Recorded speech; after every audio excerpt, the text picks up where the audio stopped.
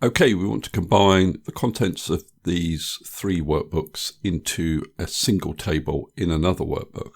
Now, the data is not stored in a table in any of these workbooks, and the sheet names are not the same.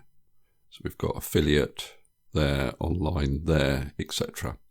Now, because the sheet names are not the same, and because the data sets are not in tables, this process is a little bit trickier than normal. So I've got my workbook that I want to import the data into. I'm going to go to the Data tab, Get Data, from File, from Folder. I'm going to navigate to the folder where my files are. Select the folder, click on Open. I'm going to go down to Transform Data. Now I only need the content column, so I'm going to select it. Go to Remove Columns, Remove Other Columns. Then I'm going to add a custom column. So Add Column, Custom Column. Don't need to specify a name, but you do need to specify a formula.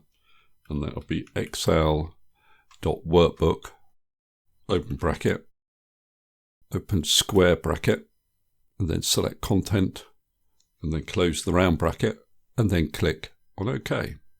So you'll get a custom column which you need to expand. You need to untick Use Original Column Name as Prefix and then click on OK. Now in the Kind column you need to make sure that you are either showing just Sheet or just Table. I don't have any tables in my data, so it's just showing Sheet. If you are showing both, just filter out one or the other. You then need to remove all other columns apart from Data. So if you select Data, go to Home, Remove Columns, Remove Other Columns, and then you need to expand the Data column, and then click on OK. So we need to transform the data. The first thing I'm going to do is use the first row as headers. So on the Home tab of the ribbon, I can click on this button here. Now I'm going to end up with huge numbers of blank rows in my data. Got all these null rows. I need to get rid of those, so I can go to Remove Rows, Remove Blank Rows. Now, I end up with an error when I do that. You may or may not.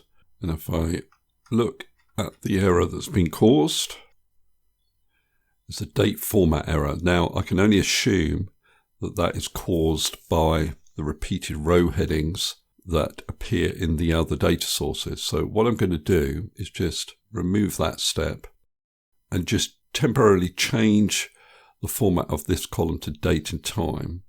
Now I'll add a new step. So what I can then do is remove any error rows. So that'll be any rows that contain the column headings.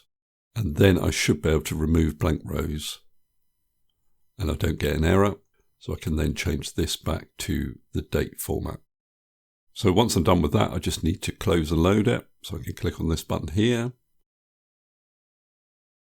And you can see all of the data has been combined into one table. I've got the affiliate records at the top.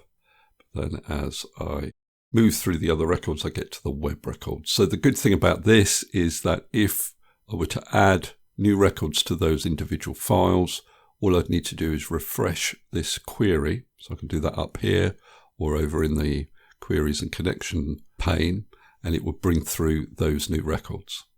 Okay, that's all I wanted to cover in this particular video. Hopefully that's useful.